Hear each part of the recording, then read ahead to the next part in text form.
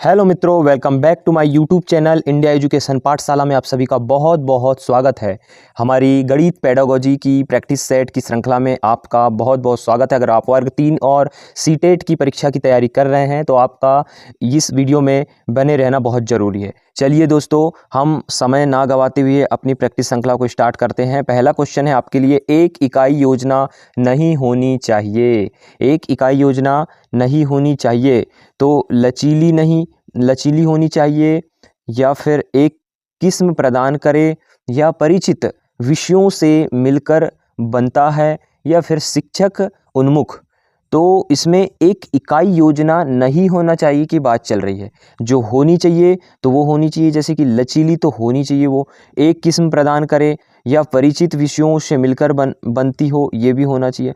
मतलब आखिरी जो आपका पॉइंट है शिक्षक उन्मुख, ये आपका गलत होगा। एक इकाई योजना शिक्षक उन्मुख नहीं होनी चाहिए। ठीक है, चलिए आगे बढ़ते हैं दूसरे क्वेश्चन की ओर। ऐसे ही क्वेश्चन अच्छे आपके पास लेके आया हूं मैं। वीडियो में अंत तक बने रहना है आपको और अपने सेशन का बहुत अच्छे से आनंद लेना है। ठीक है, बहुत अच्छी प्रैक्टिस आपकी यहाँ पे होने वाली है। चलिए आगे बढ़ते हैं। अगला क्वेश्चन है, निम्न में से क्या मानसिक रूप से मंद बच्चों को शिक्षित करने के लिए आवश्यक नहीं है? तो मानसिक रूप से मंद बच्चों को शिक्षित करने के लिए आवश्यक नहीं है तो नियमित परामर्श, उपचारात्मक शिक्षण, पाठ्यक्रम में संशोधन, और लास्ट है नियमित मूल्यांकन। तो आपको पता होना चाहिए कि भाई जो मंद बच्चा है, मंद बच्चों को नियमित परामर्श की ज़रूरत तो बिल्कुल पड़ेगी। ठीक है, दूसरा उपचारात्मक शिक्षण की भी आवश्यकता उसको पड़ेगी। ठीक है, उसके बाद में पाठ्यक्रम में संशोधन, उसके बाद में चौथा है नियमित मूल्यांकन। तो नियमित मूल्यांकन की भी आवश्यकता यहाँ पे पड़ेगी। इसका सही ऑप्शन होगा पाठ्यक्रम में संशोधन।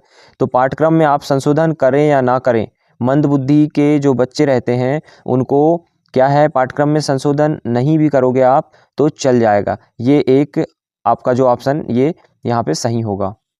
अगला क्वेश्चन है, CCE किसके उन्मूलन में सहायता करता है?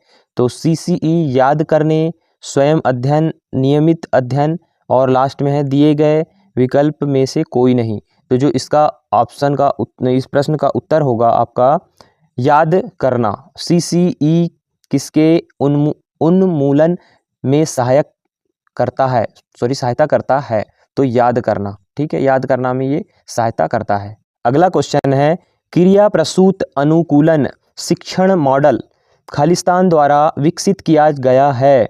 तो इसका जो आंसर होगा शिक्षण मॉडल किसके द्वारा, तो ये फ्लेडर्स है इसका उत्तर, या फिर ओलिवर, या तबा, या BF स्किनर। तो जो इसका आंसर होगा ये होगा BF स्किनर।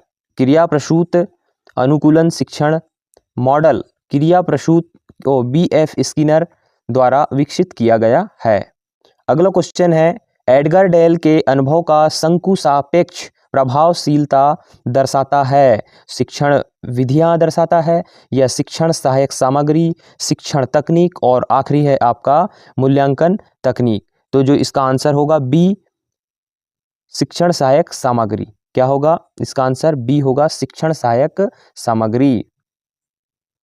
अगला क्वेश्चन है, व्यवहार के नमूने को मापने के लिए प्रयुक्त उपकरण है? व्यवहार के नमूने को मापने के लिए प्रयुक्त उपकरण, तो पहला है प्रशिक्षण, दूसरा माप, तीसरा निर्धारण, फिर मूल्यांकन। तो इसका जो उत्तर होगा वो होगा A, परीक्षण। ठीक है, व्यवहार के नमूने को मापने के लिए प्रयुक्त उपकरण क्या है? परीक्षण। अगला क्वेश्चन है आपके लिए, असाधारण बच्चे होते हैं तो पहला स्वाभाविक रूप से प्रतिभाशाली, या दूसरा है अस्थि विकलांग, तीसरा सीखने में अक्षम, चौथा दिए गए सभी विकल्प सही हैं। तो असाधारण जो बच्चे होते हैं आपको बता दें, ये बच्चे मतलब कि तीनों ऑप्शन इसके सही होंगे। स्वाभाविक रूप से प्रतिभाशाली, अस्थि विकलांग और सीखने में सक्षम, ये सभी असाधारण बच्चे होते हैं। अगला क्वेश्चन है, गोमित्रिका, खंड भेदा और इंस्टा की विधियां हैं घटाव, योग, गुणा, विभाजन। तो इसका जो आंसर होगा वो होगा गुणा। क्या होगा आंसर? गुणा। चलिए, बहुत अच्छा क्वेश्चन है। मान लीजिए कि आप स्कूल शिक्षा बोर्ड में अध्यक्ष हैं, तो आप अपने अधिकार क्षेत्र के तहत स्कूल में शिक्षा की समग्र गुणवत्ता में सुधार करने की योजना कैसे बनाएंगे? इस प्रकार का प्रश्न किसका उदाहरण है? तो आपको इसका उत्तर देना है। पहला है उच्च क्रम डिवर्जेंट या उच्च क्रम अभिसरण, निचला क्रम डिवर्जेंट या निचला क्रम अभिसरण। तो इसका जो आंसर होगा उच्च क्रम डिवर्जेंट। अगला क्वेश्चन देखेंगे, दो या दो से अधिक पहलुओं को समझा जाता है। तो दो या दो से अधिक पहलुओं को समझा जाता है। ऑप्शन देखेंगे, यूनिस्ट्रक्चरल लीवर, दूसरा बहुसंरचनात्मक स्तर, तीसरा तर्कसंगत स्तर, चौथा विस्तारित सार स्तर। तो इसका जो आंसर होगा ये होगा बी, बहुसंरचनात्मक स्तर। बहुसंरचनात्मक स्तर में दो या दो से अधिक पहलुओं को समझा जाता है। अगला क्वेश्चन है, प्रदर्शन पद्धति के दोष क्या हैं? प्रदर्शन पद्धति के दोष क्या हैं? तो आपको बताना है ऑप्शन पढ़ के। शिष्य को प्रयोग करने का मौका नहीं मिलता, या इसमें समय लगता है, या फिर यह किफ़ायती तरीका है, या फिर यह करके सीखने पर आधारित है। तो प्रदर्शन पद्धति का जो दोष है वो पहला दोष होगा, शिष्य को प्रयोग करने का मौका नहीं मिलता। इसमें क्या होता है? शिष्य को प्रयोग करने का मौका नहीं मिलता है। अगला क्वेश्चन है, मनोविज्ञान की सहायता से निम्नलिखित में से किस शिक्षण पद्धति का विकास किया गया है? तो आपको ऑप्शन देखना है। पहला मॉन्टेसरी विधि, परियोजना विधि, डाल्टन विधि, या दिए गए सभी विकल्प सही हैं। तो मनोवैज्ञानिक की सहायता से निम्नलिखित में से किस शिक्षण पद्धति का विकास किया गया है? तो ये सभी मॉन्टेसरी विधि, परियोजना विधि या डाल्टन विधि, ये सभी विधि का प्रयोग किया गया है। तो इसका आंसर डी होगा। आपके लिए अगला क्वेश्चन है, गतिविधियों को खालिस्तान द्वारा दिशा निर्देश प्रदान की जाती है। तो लक्ष्य द्वारा, उद्देश्य द्वारा, ज्ञान द्वारा, लक्ष्य द्वारा। तो इसका उत्तर आपको बताना है कि गतिविधियों को खालिस्तान द्वारा दिशा प्रदान की जाती है। तो इसका जो उत्तर है उद्देश्य होगा। इसका क्या उत्तर होगा? उद्देश्य। तो गतिविधि जो होती हैं उनको उद्देश्य के द्वारा दिशा प्रदान की जाती है। देखिए, अगला बहुत ही अच्छा क्वेश्चन है, विद्यार्थियों में उत्तरदायित्व के विकास के लिए कौन सा अधिक आवश्यक है? तो ये चारों में कौन सा अधिक आवश्यक है विद्यार्थियों के उत्तरदायित्व के लिए? गृह कार्य, मौखिक कार्य, स्वयं अध्ययन या ड्रिल कार्य? तो जो इसका उत्तर होगा आपका ये होगा स्वयं अध्ययन। सेल्फ स्टडी सबसे इम्पोर्टेंट होती है विद्यार्थियों के लिए, है ना। तो ये याद रखना है आपको कि सेल्फ स्टडी सबसे उपयोगी होती है विद्यार्थियों के लिए, है ना। अगला क्वेश्चन देखिए, कौन सी शिक्षण तकनीक प्राथमिक स्तर के लिए उपयुक्त नहीं है? तो प्राथमिक स्तर यानी पहली से पाँचवीं के लिए कौन सी तकनीक उपयुक्त नहीं है आपको बताना है। पहला संगोष्ठी, व्याख्या, दूसरा व्याख्या, और तीसरा ड्रिल, और चौथा है पूछताछ। तो प्राथमिक स्तर के लिए उपयोगी नहीं होगी, वो नहीं होगी पहली संगोष्ठी। क्या संगोष्ठी हम प्राथमिक स्तर के बच्चों के साथ नहीं कर सकते? मतलब प्राथमिक स्तर के बच्चों के लिए संगोष्ठी उपयोगी नहीं है, बाकी सब उपयोगी हैं। इस प्रश्न में ध्यान दे दीजिए, परिकल्पना से आप क्या समझते हैं? तो परिकल्पना से क्या समझते हैं? इसका आंसर ए होगा, किसी प्रश्न का उत्तर देने या किसी समस्या को हल करने का लोगों का प्रयास, यही है आपकी परिकल्पना। ठीक है। अगला क्वेश्चन है, निम्नलिखित में से कौन मूल्यांकन की प्रक्रिया का अंतिम चरण है ना। मूल्यांकन की आपने डेफिनेशन पढ़ा होगा, जब पेडागोजी पढ़े होगे तो आपको जल्दी से ये क्वेश्चन बन जाएगा। निम्नलिखित में से कौन मूल्यांकन की प्रक्रिया का अंतिम चरण है? व्याख्या, उद्देश्य को परिभाषित करना, या सामान्यकरण, या प्रतिपुष्टि। तो जो इसका उत्तर होगा अंतिम चरण प्रतिपुष्टि। क्या होगा? प्रतिपुष्टि इसका अंतिम चरण होगा। तो ये प्रैक्टिस श्रृंखला जो आपको मैं दे रहा हूँ, इस प्रैक्टिस श्रृंखला में ये क्वेश्चन थोड़े कठिन ज़रूर आपको लग रहे होंगे, परंतु ये मेरी बहुत ही ज़्यादा मेहनत के छाटे हुए क्वेश्चन हैं। ये मान के चलिए कि आपको बहुत अच्छी हेल्प करने वाले हैं ये आपके एग्ज़ाम की दृष्टि से, है ना? इसलिए और आपकी बहुत ज़बरदस्त प्रैक्टिस भी हो रही है और अच्छे तरीके से आप यदि प्रैक्टिस सेट को लगा रहे हैं तो ये मान के चलिए बहुत हेल्प आपको वर्ग 3 की परीक्षा, सीटेट की परीक्षा में आपको मिलने वाला है। ठीक है, चलिए आगे बढ़ते हैं क्वेश्चन की सीरीज में। अगला क्वेश्चन देखते हैं। अगला क्वेश्चन है, गणित शिक्षण में उद्देश्यों की 2 श्रेणियां कौन कौन सी हैं? तो गणित शिक्षण में उद्देश्यों की 2 श्रेणियां कौन कौन सी हैं आपको बताना है। पहला शैक्षिक शिक्षण, दूसरा सीखना, बातचीत करना और तीसरा है लंबी अवधि, अल्प अवधि या चौथा अर्थपूर्ण या अर्थहीन। तो आपको इसका आंसर बताना है। गणित शिक्षण से उद्देश्यों की 2 श्रेणियां कौन कौन सी हैं? तो ये 2 श्रेणियां हैं आपका शैक्षिक और आपका शिक्षण। शैक्षिक और आपका शिक्षण, ये 2 आपके आंसर होंगे। अगला क्वेश्चन देखेंगे, जब परीक्षण का उद्देश्य कक्षाओं की तुलना करना होता है तब उपयोग किया जाता है। तो जब, फिर से क्वेश्चन को पढ़ूंगा मैं, जब परीक्षण का उद्देश्य कक्षाओं की तुलना करना होता है तब उपयोग किया जाता है। तो इसका आपको आंसर बताना है। शैक्षिक निर्मित परीक्षा, दूसरा नैदानिक परीक्षण या तीसरा मानकीकृत परीक्षण या चौथा अभिरुचि परीक्षा। तो इसका जो उत्तर होगा आपका वो होगा मानकीकृत परीक्षण। मानकीकृत परीक्षण, जब परीक्षण का उद्देश्य कक्षाओं की तुलना करना होता है तब उपयोग किया जाता है मानकीकरण परीक्षण का। इसके आगे का क्वेश्चन देखते हैं। व्यक्तित्व के टीएटी में कार्ड पर अस्पष्ट चित्र देखकर परीक्षार्थी को बनाना होता है। क्या बनाना होता है? खेल, कहानी, पुस्तिका, ऊपर के सभी। तो भाई इसका जो उत्तर होगा वो होगा कहानी। क्या होगा? कहानी। चलिए अगला क्वेश्चन देखते हैं।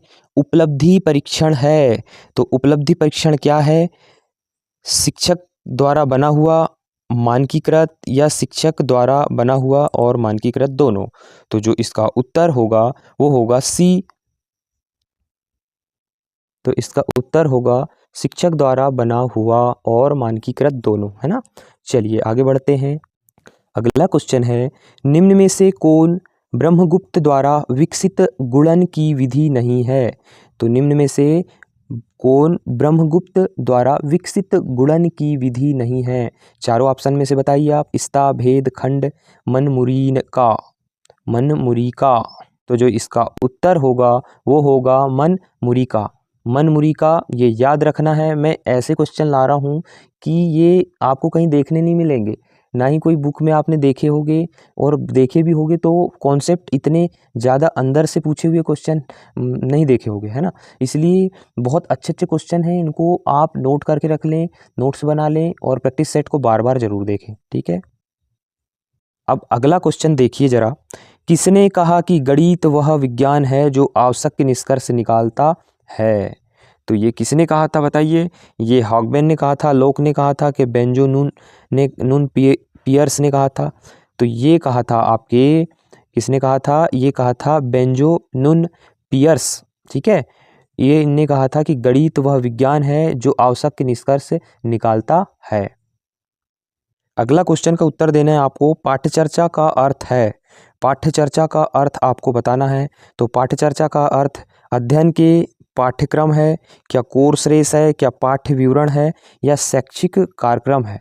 तो जो इसका आंसर होगा वो होगा कोर्स रेस। क्या होगा? Course race. अगला क्वेश्चन है, कौन मूल्यांकन का हिस्सा नहीं है? तो कौन मूल्यांकन का हिस्सा नहीं है आपको बताना है। चार ऑप्शन में से माप, मूल्यों का निर्माण, ग्रेडिंग, कार्यक्रम मूल्यांकन। तो जो इसका उत्तर होगा आपका ये होगा कार्यक्रम मूल्यांकन। ये मूल्यांकन का हिस्सा नहीं है। बाकी सब मूल्यांकन के हिस्से हैं, जैसे कि माप, मूल्यों का निर्माण और ग्रेडिंग। ये तीनों क्या है? मूल्यांकन के हिस्से हैं, और कार्यक्रम मूल्यांकन आपका मूल्यांकन का हिस्सा नहीं है।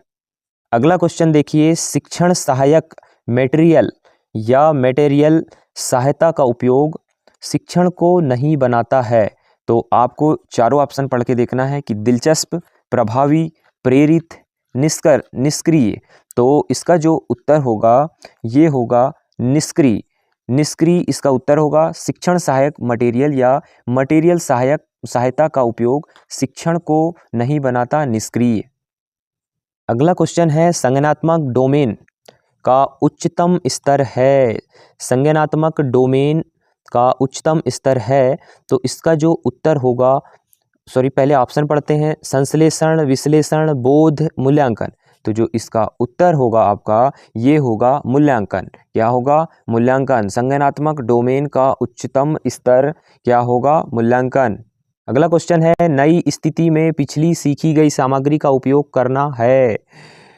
नई स्थिति में पिछली सीखी गई सामग्री का उपयोग करना है, तो इसका जो उत्तर होगा आपका वो होगा अनुप्रयोग। क्या होगा? अनुप्रयोग। अगला क्वेश्चन देखिए, किसी भी लक्ष्य को प्राप्त करने के लिए दिशा निर्देश कौन देता है? किसी भी लक्ष्य को प्राप्त करने के लिए दिशा निर्देश कौन देता है? शिक्षक, विद्यार्थी, पाठ्यक्रम। तो आपको बताना है यहाँ पे उत्तर पाठ्यक्रम। किसी भी लक्ष्य को प्राप्त करने के लिए दिशा निर्देश देता है आपका पाठ्यक्रम। अगला क्वेश्चन है आपके लिए कि आगमनात्मक दृष्टिकोण की वकालत खालिस्तान द्वारा की जाती है। पेस्टलाउजी, फ्रांसिस बेकन, तीसरा है ब्लूम, या चौथा है पेस्टलाउजी और फ्रांसिस बेकन दोनों। तो ये इसका उत्तर होगा आपको बताना है पेस्टलाउजी और फ्रांसिस बेकन दोनों। ये आगमनात्मक दृष्टिकोण की वकालत ये दोनों करते हैं। अगला क्वेश्चन देखिए, एक इकाई योजना होनी चाहिए। तो ध्यान से समझना है, ये क्वेश्चन इसके पहले भी आया था। तो इकाई योजना क्या क्या होनी चाहिए आप ये याद कर लो, क्योंकि यहाँ तो ऑप्शन तीनों सही वाले दे दिया है, परंतु कभी कभी 3 गलत 1 सही देता है, इसलिए आपको इसको ध्यान से समझना है। तो इसमें इकाई योजना जो होती है ना, वो इकाई योजना, पहली बात कि वो ये लचीली होती है। दूसरा, विविधता प्रदान करे, ये बात भी होनी चाहिए इकाई योजना में। फिर तीसरी बात, परिचित विषयों से मिलकर बनता है। ये तीनों बात किसमें? एक इकाई योजना में होनी चाहिए। होनी चाहिए कि नहीं होनी चाहिए एक इकाई योजना में?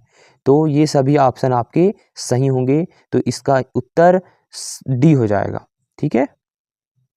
अगला क्वेश्चन है गणित की शिक्षण विधि जो कि छोटी कक्षाओं में पढ़ाने के लिए उपयुक्त नहीं है। कौन सी गणित की शिक्षण विधि छोटी कक्षाओं में पढ़ाने के लिए उपयुक्त नहीं है? तो विश्लेषणात्मक विधि, व्याख्यान विधि, प्रयोगशाला विधि।